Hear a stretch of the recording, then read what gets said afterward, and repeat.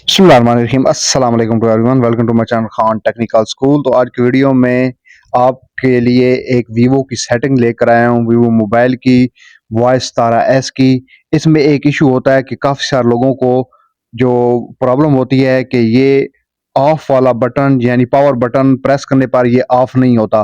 तो वो किस तरह हम इस मोबाइल में ये फंक्शन जो है पावर ऑफ बटन जो है इसको एक्टिवेट कर सकते हैं, वो देखिए। जैसे कि ये अब मैं पावर बटन प्रेस कर रहा हूँ, लेकिन ये जो है इस तरह का गूगल जो असिस्टेंट ये आ जाता है। अब ये कैसे इसको हटाना है, इसको ऑफ कैसे करना है, पावर बटन ऑफ कैसे लेकर आना है, उसके लिए सिंपली आपने करना ये है कि आपने आ जाना है अपने मोबाइल फ़ोन की सेटिंग में। सेटिंग में आप नीचे आएंगे, यहाँ पर शॉर्टकट एंड एक्सेसिबिलिटी पर, और यहाँ पर आप यहाँ नीचे आएंगे, ये लिखा होगा press and hold power button, यहाँ पर क्लिक करेंगे।